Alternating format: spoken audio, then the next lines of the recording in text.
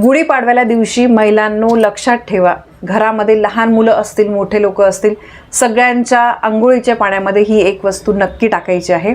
बघा, गुढीपाडवा अत्यंत शुभ दिवस आहे। 3.5 शुभ मुहूर्तांपैकी हा एक शुभ दिवस मानला जातो। या दिवशी आपण चांगल्या कामांची सुरुवात करतो आणि हा दिवस जो आहे नवीन वर्षाचा, मराठी नवीन वर्षाचा पहिला दिवस आहे।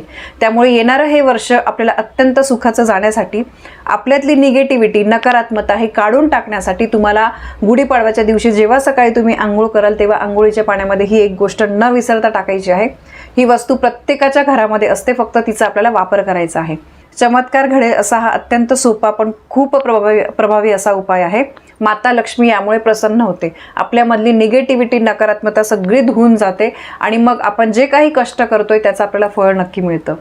आणि बघा, गुढीपाडवा हा शुभ दिवस असल्यामुळे या दिवशी आपण अभ्यंग स्नान करायला पाहिजे, जसं आपण दिवाळीमध्ये करतो। नवीन वर्षाची सुरुवात होत असते। हिंदू वर्षाची नवीन सुरुवात म्हणजे बघा चैत्र प्रतिपदेपासून म्हणजेच गुढीपाडव्यापासून होते। आणि गुढीपाडवा हा सगळेजण अगदी आनंदाने साजरी करत असतात। त्या दिवशी सगळ्या घरांमध्ये अगदी आनंदाचं वातावरण असतं आणि येणारं वर्ष आपल्याला भरभराटीचं जाऊ दे, आनंदाचं जाऊ दे असं प्रत्येकाला वाटत असतं। म्हणून आपल्याला हा अगदी सोपा उपाय करायचा आहे। आपल्या कुटुंबातल्या सगळ्यांनी मिळून हा उपाय करायचा आहे। सगळ्यांसाठी हा उपाय करा, आरोग्य चांगलं राहतं आणि प्रत्येक क्षेत्रामध्ये आपली प्रगती होते, आपल्या मार्गातले सगळे अडथळे दूर होतात। बघा, महिलांनो मान्य आहे की या दिवशी सण असतो, सगळीच गडबड असते, आपल्याला सेवा सुद्धा करायची असते, गुढी उभारायची असते, स्वयंपाक असतो घरामध्ये। या दिवशी आपण वेगळा गोडाधोडाचं जेवण करत असतो।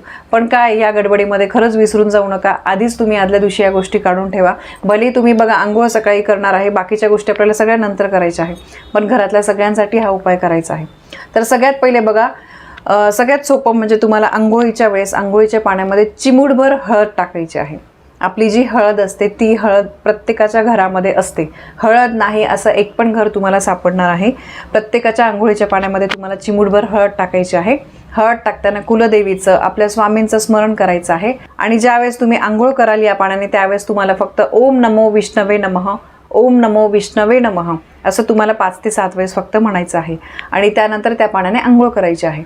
आणि यानंतर आंघोळ झाल्यानंतर बाथरूममध्ये जेव्हा आपण वस्त्र परिधान करतो, कपडे घातल्यानंतर पूर्वेकडे तोंड करून तुम्हाला सूर्याला अर्घ्य द्यायचं आहे। बघा, अर्घ्य कसा द्यायचा मी सांगितलं आहे। तांब्यामध्ये तुम्हाला पाणी घ्यायचं आहे, त्यामध्ये हळद कुंकू टाका किंवा नाही काही जमलं फक्त तुम्ही पाण्याने अर्घ्य दिला तरी सुद्धा चालेल। तुम्ही तुमचं घर आहे, बाहेर जागा आहे, अंगणात तुम्ही अर्घ्य द्या चालेल, पण फ्लॅट सिस्टीममध्ये बरेचसे लोक राहतात म्हणून मी सांगितलं आंघोळ झाल्यावर बाथरूममध्येच तुम्ही पूर्व दिशेकडे तोंड करून सुद्धा सूर्याला अर्घ्य देऊ शकतात। अशा अगदी सोप्या पद्धतीने हा उपाय करायचा आहे। दुसरी गोष्ट म्हणजे आंघोळ झाल्यानंतर आपण देवपूजा वगैरे केल्यानंतर जे मी तुम्हाला 2 तोडगे सांगितले आहे लाल आणि पिवळ्या पोटलीचा, मी नंबर पण दिला आहे, त्या ताईंकडे तो मिळून जाईल। याचा सेपरेट व्हिडिओ आपल्या चॅनलवर आहे, नक्की बघा। ते पोटली तुम्हाला घरात 12च्या आत बांधायचीच आहे। घाई गडबडीत प्लीज दादांनो, ताईंनो विसरून जाऊ नका। हा दिवस बघा अतिशय महत्त्वाचा आहे। या दिवशी तुम्ही उपाय केले तर त्याचा फायदा जास्त होतो। कसं आहे, आपण नंतर पण करू शकतो, हरकत नाही, पण त्या दिवशी त्याला जास्त महत्त्व असतं। ठीक आहे, सेवा वगैरे तुम्ही नंतर करा, पण उपाय आधी तुम्ही करून घ्या आणि त्यानंतर वाटलं असं तुम्ही गुढी उभारा। घरातल्या सगळ्यांनी मिळून हे उपाय, सेवा सगळं जे आहे तर ते करायचं आहे। यानंतर बघा, अजून तुम्हाला थोडा वेळ असेल ना तर तुम्ही एक काम सुद्धा करू शकतात। आपण जे हळद पाण्यामध्ये टाकणार आहे तर त्या एका वाटीमध्ये तुम्ही किंचित हळद घ्या, मोहरीचं तेल घ्या, बेसन घ्या आणि गाईचं दूध, गाईचं कच्चं दूध। ठीक आहे, तर या सगळ्या गोष्टी बघा, हळद, मोहरीचं तेल, बेसन आणि गाईचं दूध यातल्या जमतील त्या गोष्टी तुम्ही वाटीमध्ये घ्या। याचं एक छान उठणं बनवा तुम्ही आणि ते तुम्ही अंगाला लावलं तरी सुद्धा चालेल। अंगावर याच्याने तुम्हाला मॉलिश करायची आहे। लहान मुलांना तर तुम्ही नक्की करा। याच्याने काय होतं, आपल्या शरीरातली निगेटिव्हिटी निघून जाते। बघा, मोहरीच्या तेलाचे सुद्धा आपण किती उपाय करत असतो। त्यानंतर गाईचं दूध तर तुम्हाला माहिती, गाईच्या प्रत्येक गोष्टीचा किती उपयोग होतो। तर असं तुम्ही हे उठणं लावून तुम्ही केलं तरी सुद्धा चालेल, किंवा तुम्हाला नाही जमत आहे तर किंचितभर तुम्ही हळद टाका।